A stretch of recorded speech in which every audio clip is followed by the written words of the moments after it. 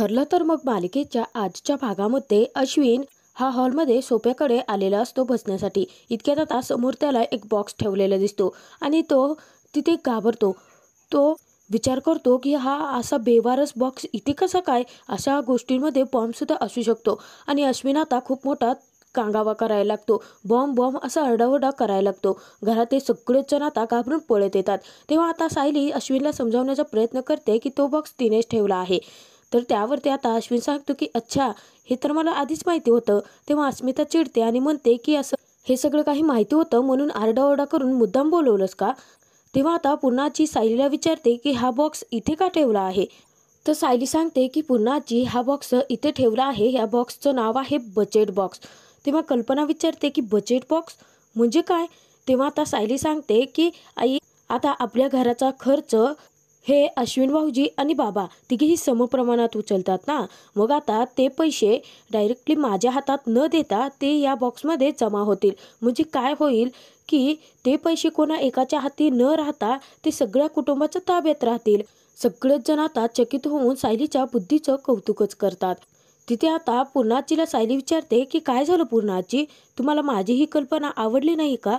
तेव्हा आता पूर्णाजी म्हणते की मला खूप आवडली ग, परंतु हे सगळं काही तुला सुचलं कसं? सायली सांगते की ही कल्पना आमच्या आश्रमातच होती. म्हणजे आम्ही आश्रमात असताना अशा बॉक्समध्ये ना सगळेच जण मिळून पैसे जमा करायचो आणि देवासमोर एक पेटी होती. त्यामध्ये आम्ही काकांच्या डायलिसिसच्या औषधांसाठी पैसे जमा करायचो. म्हणून मला ही कल्पना सुचली. मग मला वाटलं आपण तीच युक्ती इथेही करून बघावी. त्यावरती कल्पना, अर्जुन सगळेजण आता खूप खुश होतात. उलट त्यांना सायलीचं कौतुकच वाटतं. तर ते प्रताप आता पूर्णाईला विचारतो की पूर्णाई, आता मला जे आठवतंय तेच तुला आठवतंय ना? तेव्हा पूर्णाजी म्हणते की हो प्रताप, प्रतिमाची पुंजी मला आठवतंय. तेव्हा आता अर्जुन म्हणतो व्हॉट, पुंजी म्हणजे काय? तेव्हा आता पूर्णाई सांगते की असं छान नक्षीचा डबा प्रतिमानेही घरामध्ये ठेवला होता आणि प्रतापच्या बाबांना प्रतापला ती घर खर्चासाठी त्यामध्येच पैसे टाकायला लावायचे. तेव्हा प्रताप म्हणतो की हो, आणि ती म्हणायची की आता हे पैसे, घर खर्चाचे पैसे कोणाच्या एकाच्या हाती न राहता ते अख्ख्या कुटुंबाचे आहेत. अगदी सायली प्रतिमेसारखी वागलेली असते. पुन्हाही सांगते की आणि आम्ही त्या डब्याला नावच दिलं होतं प्रतिमाची पुंजी म्हणून. तेव्हा आता अश्विन म्हणतो की सेम टू सेम. त्यावरती अर्जुन सांगतो की कल्पना कोणाचीही असू देत, परंतु ती खूप सॉलिड आहे. पूर्णाजी आता तिघांनाही सांगते की आता घर खर्चाचे सगळे पैसे तुम्ही या डब्यामध्ये टाका. आजपासून या डब्याचं नाव असेल सायलीची पुंजी. तेव्हा आता प्रताप, अश्विन, अर्जुन घर खर्चाचे पैसे त्या डब्यामध्ये टाकतात. अस्मिताला काही तिथं गप्प बसवतच नाही. मध्यस्थी ती करतेच. तेव्हा आता ती विचारते पूर्णाईला की हे सगळं करायची काय गरज आहे पूर्णाजी? तसंही आता बाबा, अर्जुन, अश्विन तिघेही मम्माच्या हाती पैसे देतच होते की. तेव्हा आता सायली सांगते की अस्मिताई, हा आईंचा अधिकार आहे, परंतु मी कोणत्या अधिकाराने पैसे त्यांच्याकडे मागणार होते? बाबा मानाने माझ्यापेक्षा खूप मोठे आहेत. तेव्हा पुन्हाही सांगते की सुभेदारांची सून या अधिकाराने. तेव्हा आता सायली खूप खुश होते. तर अर्जुन कौतुकाने सायलीकडे पाहतो. तर पुन्हाही सांगते की या घराची मालकीण म्हणून मी तुला सगळे अधिकार दिलेत आणि माझा आता विश्वास आहे की माझ्या विश्वासाला तू कधीच तडा नाही जाऊ देणार सायली. इकडे किल्लेदारांच्या घरामध्ये आता प्रतिमाची डायरी वाचून प्रियाचे वेगळ्याच नाटकाला सुरुवात झालेली असते. ती घरामध्ये धूप फिरवायला लागते. इतक्यात रविराज येतो आणि विचारतो की तन्वी, हे काय? कधी नव्हे तो आज धूप फिरवतेस तू? सुमनने सांगितलं का तुला? तेव्हा आता प्रिया नाटक करते. ती म्हणते की नाही बाबा, मला मनापासून हे करावं असं वाटलं. म्हणजे आई गेल्यापासून या घराचं वातावरण खूप विचित्र झालं होतं ना, आणि त्यात मध्येही मी वेड्यासारखे वागले. म्हणजे धूप फिरवला का कसं घरातली पिढा बाहेर जाते, लक्ष्मी घरामध्ये येते आणि घर कसं असं तेव्हा आता रविराज म्हणतो की शुद्धीकरण होतं. तर रविराज सांगतात की हे सगळं काही तिने सांजेच्या वेळी करायचं असतं, प्रतिमा नेहमी करायची. नाटकी प्रिया तिथे आता लगेच रविराजांसमोर नाटक करते. म्हणते की आई, आई पण करत होती का? म्हणजे आई गेल्यानंतर म्हणून तर मला हे सगळं काही मनापासून करावंसं वाटलं. तेव्हा आता रविराज सांगतात की तन्वी, या घराला सुखी समाधानी ठेवण्यासाठी नेहमी प्रयत्नशील राहा. त्यानंतर प्रिया ही रविराजांचा आशीर्वाद घेते. तेव्हा आता रविराज सांगतात की बाळा, असाच धूप रोज रोज फिरवत जा. तेव्हा आता प्रिया विचारात पडते. तर त्यानंतर रविराज जातात. तेव्हा आता प्रिया पटकन तो धूप खालती ठेवते आणि विचार करते की तुला ना फक्त असंच वाटत राहायला पाहिजे किल्लेदार की मी तुझी आणि प्रतिमाची मुलगी आहे. आधी तुझ्या घरात धूप फिरवेन आणि त्यानंतर तुझ्या घराचे वाशे फिरवेन. इकडे सुभेदारांच्या घरामध्ये त्यानंतर संध्याकाळी आता सायली झोपण्याची तयारी करत असते. तेव्हा आता अर्जुन सायलीला म्हणतो की मला आत्ता एक कप कॉफी मिळाली असती तर. परंतु सायली अर्जुनशी काहीच बोलत नसते. अर्जुन एकटाच तिथे बडबड करत असतो. तो म्हणतो की मला संध्याकाळी कॉफी प्यायचीच नाहीये ना. एक स्माईल तर द्या मिसेस सायली. आता सायली नक्की कोणत्या गोष्टीवरून नाराज आहे हेच अर्जुनला समजत नसतं. अर्जुन त्यानंतर सायलीला म्हणतो की तन्वीच्या स्टुपिडपणामुळे आपल्याला किती मोठा फायदा झाला आहे. म्हणजे ती चुकीचं वागली आणि म्हणून पूर्ण आजीने तुम्हाला ॲक्सेप्ट केलं. तुमचा खरेपणा तिला दिसला. ही किती मोठी गोष्ट आहे आपल्यासाठी. सायली अर्जुनच्या एकाही प्रश्नाचं उत्तर देत नाही. अर्जुनला काहीच बोलत नसते. ती खूप उदास असते. तेव्हा आता अर्जुन म्हणतो की मला कळतंय मिसेस सायली तुमच्या मनात नक्की काय चाललं आहे ते. आणि हा खोटेपणा फक्त आपल्याला मधुभाऊ सुटेपर्यंतच करायचा आहे ना. त्यानंतर मी तुम्हाला अर्जुन तिथे आता पुढचं वाक्य बोलतच नाही. तो गप्पच बसतो. तेव्हा आता सायली खूप खुश होऊन अर्जुनकडे पाहत असते. परंतु अर्जुन म्हणतो की नाही मी तुम्हाला प्रॉमिस करतो की त्यानंतर मी घरच्यांना सगळं काही सांगेन. तर तिथे शेवटी सायली अर्जुनशी बोलतेच. तेव्हा सायली अर्जुनला म्हणते की सर आपण हा खोटेपणा अजून किती दिवस करणार आहोत. मधुभाऊ सुटणार कधी आहेत. प्रियाने जरी आपला इथे फायदा करून दिला असला ना तरीसुद्धा आश्रमात माझं आणि माझ्या माणसांचं तिने खूप मोठं नुकसान केलं आहे. अर्जुन सायलीला सांगतो की मिसेस सायली ज्या केसमध्ये आय विटनेस खोटं बोलतो ना त्या केसमध्ये थोडाफार उशीर लागतोच. आणि मला खात्री आहे की कधी ना कधी तन्वी ही खरं बोलेलच. तिच्या तोंडून कोणीतरी ते वधवून घ्यायला पाहिजे की नक्की त्या आश्रमामध्ये त्या दिवशी काय झालं होते ते. तेव्हा आता सायली म्हणते की तुम्हाला वाटतं का सर प्रिया खरं बोलेल म्हणून. मी प्रियाला चांगलीच ओळखते. प्रिया खूप आटल्या गातीची आहे. ती आडमार्गाने तर कधीच खरं वागणारच नाहीये.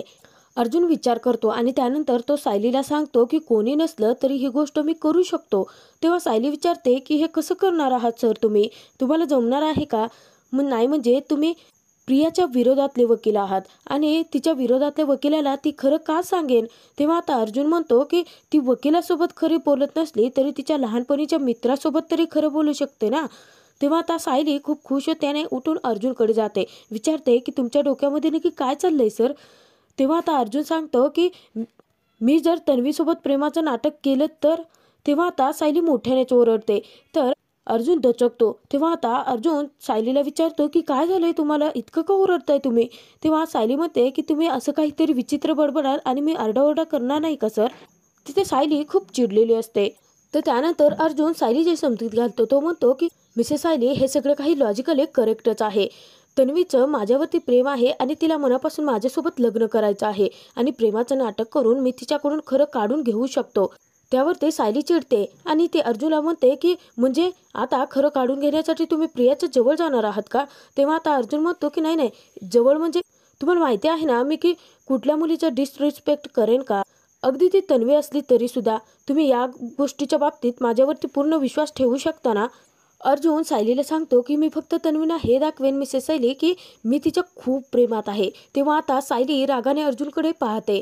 तर तिथे आता सायली अर्जुनला सांगते की परंतु सर म्हणजे तुम्ही दुसरा कोणता तरी ट्रॅप लावा ना. तर अर्जुन विचारतो की कुठला. तेव्हा आता सायलीला सांगताच येत नाही. तर अर्जुन म्हणतो नाही आहे ना काही उत्तर. त्यानंतर अर्जुन सायलीला सांगतो की मिसेस सायली माझे सगळं काही प्रयत्न करून झाले आहेत. आश्रमात सीन रिक्रिएट केला.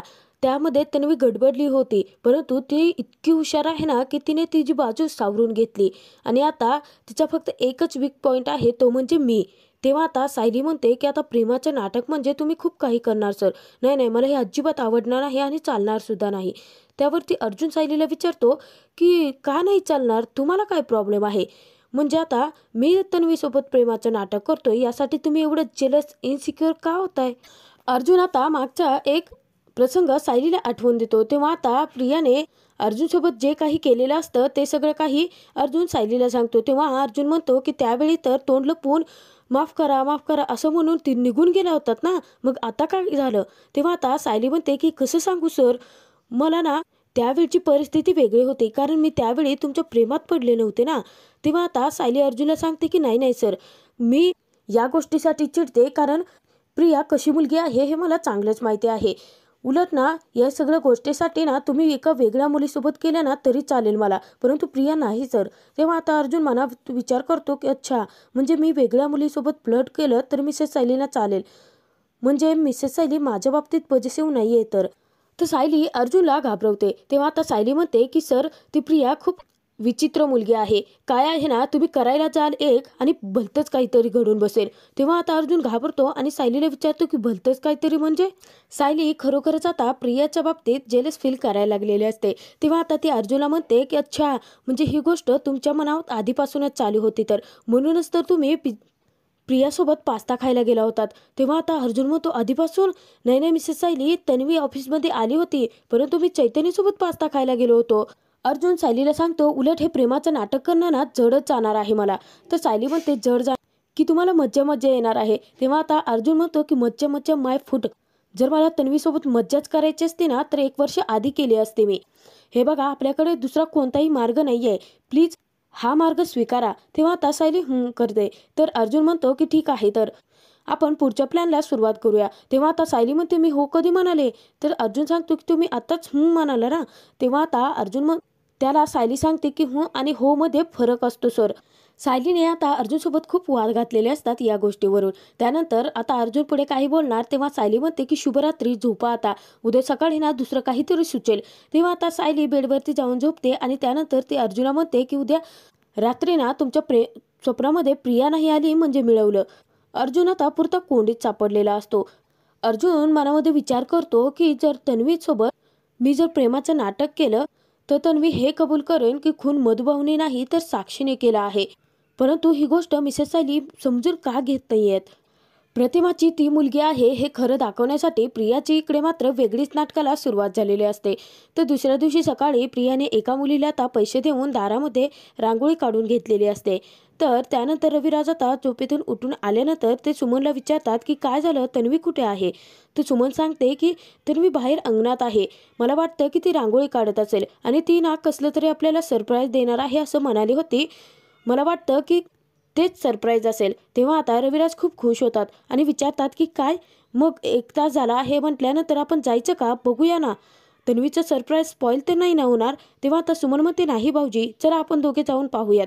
तर इकडे सायली ब्रेकफास्टची तयारी करत असताना सायली खूप चिडचिड करत असते. ती म्हणते की प्रेमाचं नाटक करत आहेत, वकील आहेत आणि काय सुचल्या त्यांना. तर हे इतक्यात अर्जुन येतो आणि सायलीला विचारतो की काय झालं मिसेस सायली, आज तुम्ही मला माझी कॉफीच दिलेली नाहीये. तेव्हा आता सायली खूप आदळआपट करायला लागते.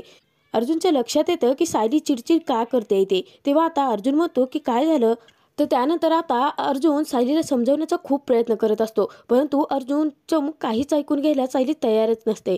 अर्जुन सांगतो की तन्वीचा एकच वीक पॉईंट आहे, तो म्हणजे मी, तुम्ही का समजून घेत नाही आहेत? तर सायली अर्जुनला सांगते की सर बाजूला व्हा. सायली ही भाजीला फोडणी देत असते. तेव्हा फोडणी देत असताना अर्जुन तिची मदत करतो आणि सांगतो की तन्वी खूप हुशार आहे. त्यावरती सायली म्हणते की हो, खूप हुशार आहे का? अर्जुन सायलीला कन्व्हिन्स करत असतो. तो काही बोलणार इतक्यात आता सायली त्याच्या अंगावरतीच धावून जाते. तेव्हा आता अर्जुन म्हणतो की तुम्हाला तन्वीने खरं बोललेलं नको आहे का? तेव्हा सायली जराशी शांत होते. अर्जुन हा सायलीला सांगतो की मधुभाऊ सुटण्यासाठी हा एकच मार्ग आहे मिसेस सायली आपल्याकडे. परत सायली अर्जुनच्या अंगावरती धावून जाते. तेव्हा आता अर्जुन म्हणतो की ती गरम आहे, चटका बसेल मला. तर त्यानंतर सायली अर्जुनवरती खूप चिडचिड करत असते. तर इकडे प्रियाची वेगळ्याच नाटकाला सुरुवात झालेली असते. तर रविराज सुमन बाहेर आल्यानंतर रविराज आता प्रियाला विचारतात की ही रांगोळी तू कशी काय काढली? तेव्हा आता प्रिया म्हणते की ती अचानक सुचली मला, मग काढली मी. तेव्हा प्रिया खोटं सांगते. तर रविराज म्हणतात की अगदी अशीच रांगोळी अगदी प्रतिमा काढायची. तेव्हा आता सुमन म्हणते की अहो भाऊजी, आता प्रतिमा वहिनीची मुलगी आहे म्हटल्यानंतर त्यांचे गुण तिच्यात येणारच ना. नागराज ही लपून छपून पाहत असतो. उलट नागराजला प्रियाचं कौतुकच वाटतं. प्रिया खोटं बोलते. ती सांगते की बाबा काय झालं माहिती का, काल मी थोडी डिस्टर्ब होते, मग मला सकाळी येऊन रांगोळ काढावीशी वाटली. बाबा मला माहिती आहे की आई इतकी छान रांगोळी मला जमली नसेल, परंतु अगदी मनापासून काढली आहे मी. तेव्हा आता रविराज म्हणतात की देव करो आणि तुझ्या हातून सगळं काही असं चांगलंच घडत जावो. तुझ्या रूपाने प्रतिमा अगदी आमच्यामध्येच आहे. आणि रविराज खुश होऊन प्रियाच्या डोक्यावरून मायेने हात फिरवतात आणि तेथून जातात. तर सुमन म्हणते की तन्वी, मला तर वाटतं माणसांची जशी दृष्ट काढतात ना तशीच या रांगोळीचीही काढावी. खरंच खूप छान रांगोळी काढली आहे. तेव्हा आता प्रिया खुश होते. प्रियाने अगदी आता मास्टर प्लॅन करून रविराज सुमनला घोळात घेतलेलं असतं. परंतु प्रिया कशी खरी मुलगी काय आहे हे नागराजला चांगलं माहिती असतं. इकडे सुभेदारांच्या घरामध्ये आता कल्पना विमल दोघे आलेले असतात. त्यांचं लक्ष किचनमध्ये जातं तर अर्जुन सायलीच्या मागे मागे फिरत असतो सायलीला कन्व्हिन्स करण्यासाठी. तेव्हा आता विमल म्हणते की पाहिलं का वहिनी, दादा आजही सायलीताईंची मदत करतायत. तेव्हा आता कल्पना म्हणते की नाही विमल, नीट बघ, म्हणजे अर्जुनला सायलीकडून काहीतरी हवं आहे आणि सायली त्याला भाव देत नाही आहे. त्यावर ते आता त्यांच्या दोघांवरती ह्या दोघी खूप हसतात. तर त्यानंतर सायलीचं लक्ष कल्पनाकडे जातं. तेव्हा ती विचारते की आई, तुम्ही इथे कशा? नाही म्हणजे तुम्ही कधी आलात मला कळलंच नाही. तर सायलीला मुद्दाम आता कल्पना म्हणते की हो, आता सतत नवरा तुझ्या मागे मागे करते म्हटल्यानंतर तुला सासू कशी दिसेल. आणि त्यानंतर कल्पना विमल दोघी खूप हसतात. तर अर्जुन सांगतो की नाही मामा, मी तर सायलीला इथे बाय करण्यासाठी आलो होतो ना. तेव्हा आता सायली रागानेच अर्जुनला सांगते की थांबा, डबा घेऊन जा. तिथे आता चैतन्य सुद्धा ऑफिसला जाण्यासाठी बाहेर आलेला असतो. तेव्हा आता अर्जुन इशारा करून सांगतो की हा तुझा डबा आहे. तर सायलीला लक्षात येतं की तो डबा तर चैतन्याचा आहे. अर्जुनच्या डब्यामध्ये सायली मुद्दाम भाजीमध्ये जास्त तिखट मिसळते. का तर अर्जुनला सायलीला अद्दलच घडवायची असते. तेव्हा आता अर्जुन सायलीच्या कडेनेच घुटमळत असतो. तेव्हा सायली चैतन्याला म्हणते की चैतन्य भाऊजी, उशीर होत असेल ना तुम्हाला? चैतन्य म्हणतो की नाही, वेळ आहे. सायली आता इतकी रागाने पाहते. तेव्हा चैतन्य म्हणतो की हो हो, उशीर होते. अर्जुन चल पटकन, ऑफिसमध्ये जायचं आहे ना. अर्जुनला खेचतच चैतन्य घेऊन जातो. तर कल्पनाला मात्र आता या सगळ्या ज्या गोष्टी समोर घडत असतात त्यावरती खूप हसू येत असतं. तर चैतन्य परत येतो आणि कल्पनाला सांगतो की मावशी, फॅन फास्ट कर, वातावरण खूप तापलं आहे. आणि चैतन्य परत अर्जुनसोबत ऑफिसला निघून जातो. पुढील भागात आपण पाहणार आहोत की संध्याकाळी सगळेच जण जेवणासाठी बसलेले असतात. अर्जुन सायलीला लोणचं मागतो, परंतु सायली अर्जुनशी काहीच बोलत नसते. सायली मुद्दाम आता प्रतापकडे जाते आणि त्याला म्हणते की बाबा, आज मी ही चटणी केली आहे, थोडी चाकून बघा ना, सांगा ना कशी झाली आहे ते. तेव्हा आता प्रताप सायलीचं खूप कौतुक करतो. तर त्यानंतर अर्जुन परत सायलीला म्हणतो की बायको, मला लोणचं दे ना. तर सायली मुद्दाम आता लोणचं चैतन्याला देते आणि तेथून रागानेच निघून जाते. चैतन्य आता अर्जुनची चेष्टा करत प्रतापला सांगतो की बहुतेक ना आता ग्लोबल वॉर्मिंगवरती आपल्याला चर्चा करायची वेळ आली आहे, कारण वातावरण खूप तापलं आहे. तेव्हा चैतन्यकडे अर्जुन खूप रागाने पाहायला लागतो. तर तिथे कल्पना पुन्हा मात्र त्यांच्यावरती खूप